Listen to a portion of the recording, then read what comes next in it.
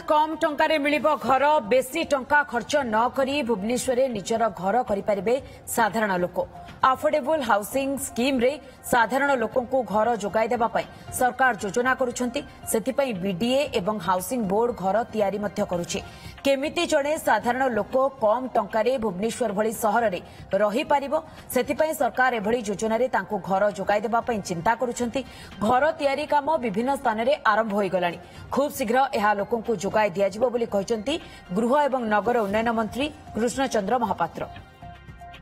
आरंभ होईची जगह भी सिलेक्शन होईची खूब जल्दी ता तयारी हो किछि पीपीपी मॉडल भी करा होची किछि निजस्व भाबरे